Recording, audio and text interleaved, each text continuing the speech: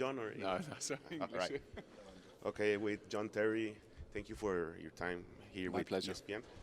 John, welcome to Mexico, to Monterrey, Mexico. How do you feel the Mexican environment here in Monterrey? Is Monterrey ready for the third Mexican World Cup? I think it's going to be ready. I think what I know about the Mexican people, they love their football, very, very passionate. And hopefully there's going to be some good games as well, and it's going to be a good spectacle for everybody to see. But obviously the passion of me growing up and seeing, the passion of you guys here is incredible. It's my second time to Mexico, my first time in Monterrey. So for me, delighted to be here and kind of witness it and get a feel for it before we arrive to the World Cup. But yeah, just delighted to be here and excited. John, your feelings about Monterrey. You have been here for a couple of hours, but we have Rayados. They have a great training camp. Some people that come from Europe, like Miguel Ayun, he told us that Rayados has like the base camp as many European clubs.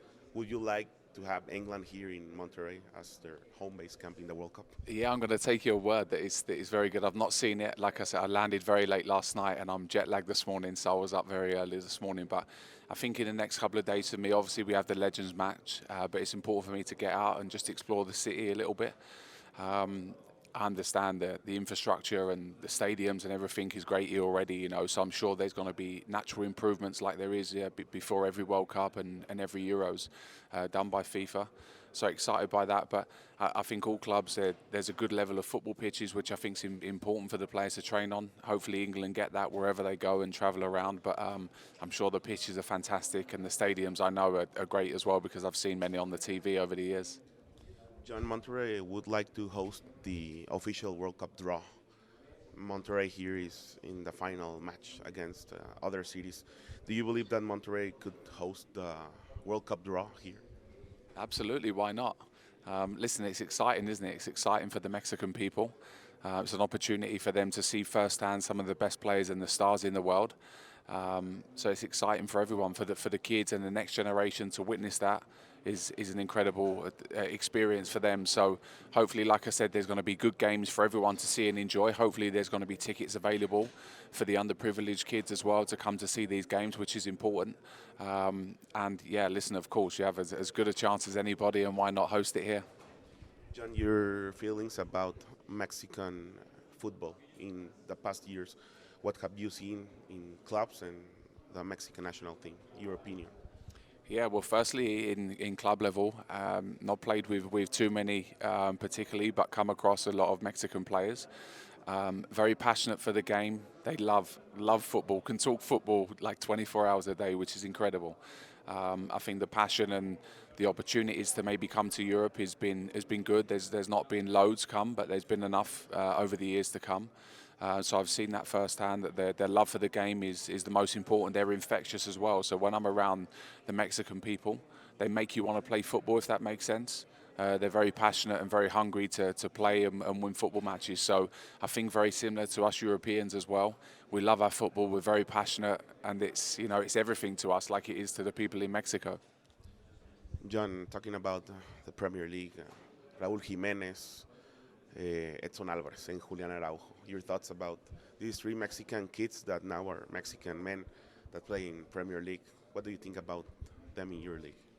Well, I just think top players. I think the Premier League's always been a league where everybody wants to get to. I think it's been the best league for the last 20 years, in my opinion, personally. I think very closely followed by La Liga.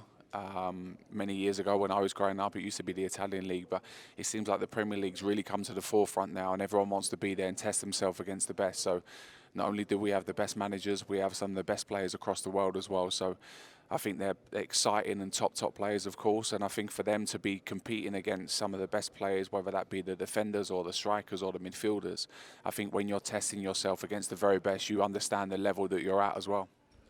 John, you were on the other side of the bench, but what does the Mexican players, the new Mexican players, the young kids, need to do to be the next Chicharito to play in the Premier League, but at top level?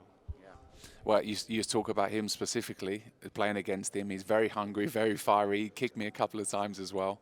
But he's a guy that wants to win. So when I look at him and I play against him, like I did many times over the years.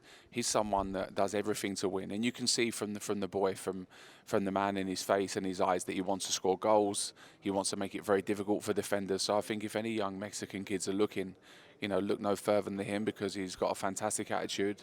He's an amazing player, and has been. And very tough to come up against. And I think with him as well, listening, and I don't know all of his story, but his upbringing was very tough as well, like many of us as well. And I think sometimes you have to go through those hard times to really achieve the top times in football.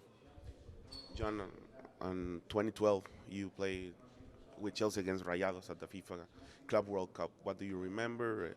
Rayados had one goal, but sorry, Rayados had one goal, but they had a great match. We saw them against Liverpool a couple of years later, but what do you remember from that match?